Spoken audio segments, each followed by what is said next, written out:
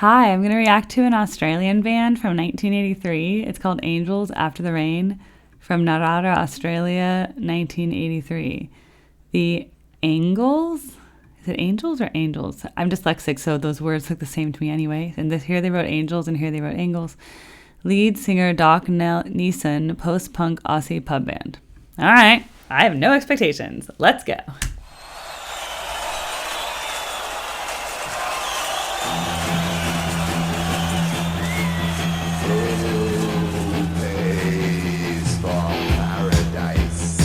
Low voice.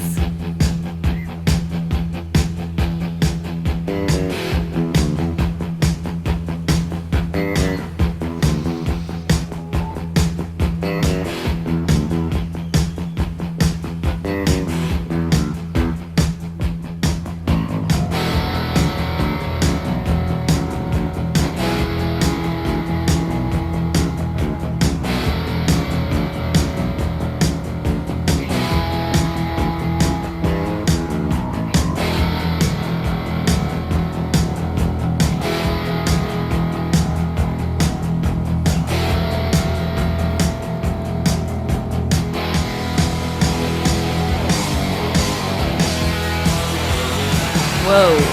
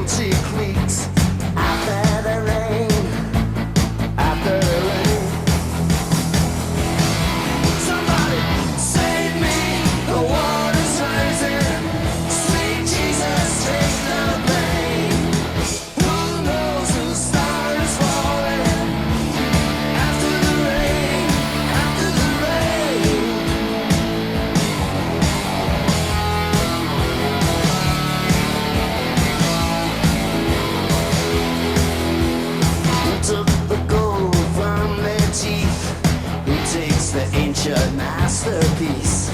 After the rain, after the rain, who throws the winning dice? Who lies beneath the ice? After the rain, after the rain, somebody save me! The water's rising. Sweet Jesus, take the blame.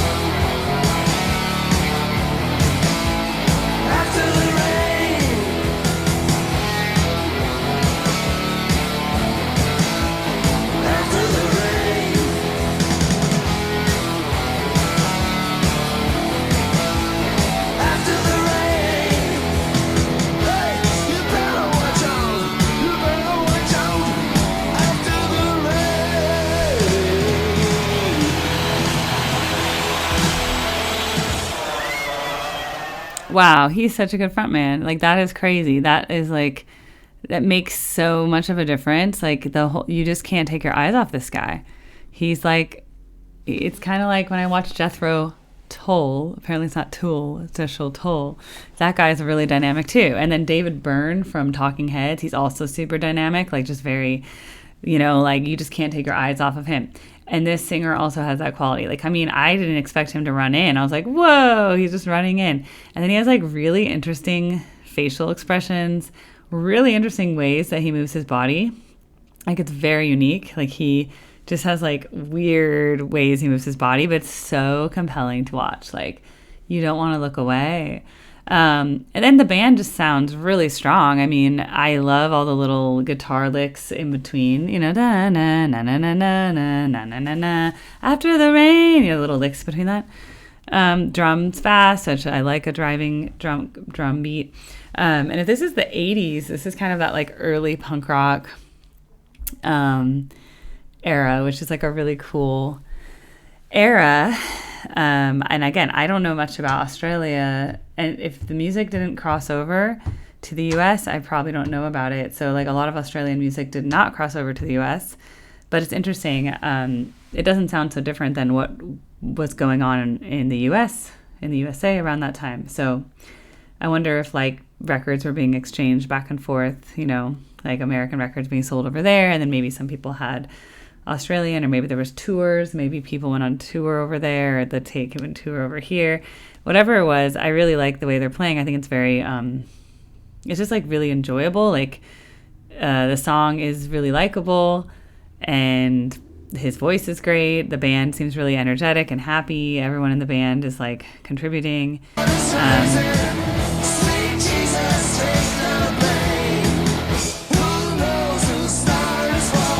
Yeah, they have good backup vocals because there's harmony there.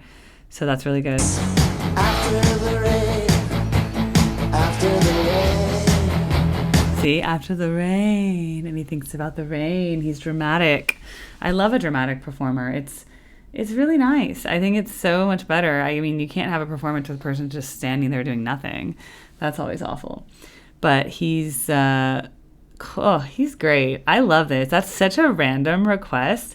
I love this. I actually love the fact that the way that I built my channel has just been taking recommendations, and then when that goes into the algorithm, those fans find me, okay? Like they maybe have never seen me before. Then those fans are like, oh, well, if you like that, you should listen to this. And then I listen to another thing. And that's actually how I've built my entire channel. Once in a while, there's a few things that I decide. Like I decided to do the Beatles because I knew the Beatles and I liked the Beatles and I did them as sing-alongs. Other than that, everything kind of just came organically from where I started. And the very first stuff I was reacting to was actually Fish. And then I reacted to Billy Strings, which is also jam band adjacent. It's like bluegrass jam band. And then I went into some other jam band stuff like, and then like Grateful Dead it's kind of a jam band. They invented jam bands. So it's like they invented like, well, I don't know if they invented it, but they did the improvisational kind of playing at concerts where like one song could go on for like 30 minutes and it was different every single time, right? So then from that, so many things came down the road. So that's how, and somehow I'm here now. Somehow I'm in Australia in 1983. So it's like I'm on a weird journey through music, and it's like kind of like the modern bands are like The Warning and Bandmate that are both like all female rock bands, right? And then that a lot of people who like those bands like the old rock because that's what sounds similar. So I'm just on all these different like adjacent paths, and it's really cool. So now I guess I'm on this like Australian music history path because I did like John Farnham, Olivia Newton-John. And then out of nowhere, it's like, dude, this Australian punk rock band. It's like, okay, why not? So I love it. I love it so much. Love it. They're so good. I'd love to know, you know, what their career was. Usually, so for me, I don't like to look it up before. I really enjoy watching it blind. And then I like that way I can be like, oh, wow, this doesn't, you know, I don't want to know what it sounds like. I want to know, I want to just hear it, and then I can determine. So look, they formed in 1974 as the Keystone Angels. There's that Bernard Neeson guy. Okay, they replaced a few people. They had a studio album that was all over the top 10, their top 20 singles. There's another list of their really good songs. To avoid legal problems, they recorded under Angel City and then Angels from Angel City. Bands that are cited have influenced their music include Guns N' Roses and Cheap Trick. And they became touring buddies. Great White, who have covered two of their songs, and Seattle grunge band Pearl Jam. Okay. Among others, Neeson left the group in 1999 due to spinal injury sustained in a car accident, and they disbanded the following year.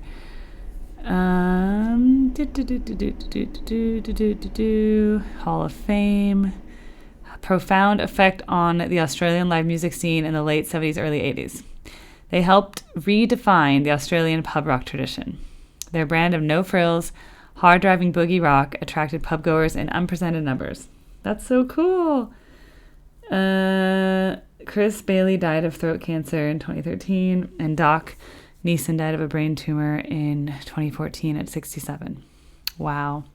What a story. Again, something I would have never learned about. So thank you so much for sending that reaction. This was where it was on my spreadsheet. The spreadsheet is where I live by, just because I get so many comments and I can't copy and paste things out of there. It would take too much time and I would never be able to. So I just try to read comments and like them, but I just can't. I would have to hire staff to basically like comb the comments, and I don't have that kind of resources yet, nor money. No. So anyway, if you want to put a reaction, just fill out this form. It's pretty easy and you can be very specific. You can leave me a note. You can put the link in of exactly what you want me to listen to. And that way, when I click on it, it just goes straight to the thing that you want and everybody's happy. And then I get to mark it off when it's done, and then everybody's happy. So anyway, thank you so much. I have so much more things to do. So I'm excited. Have a wonderful day or night wherever you are. And it's going to go into my Australian music playlist. Okay, bye.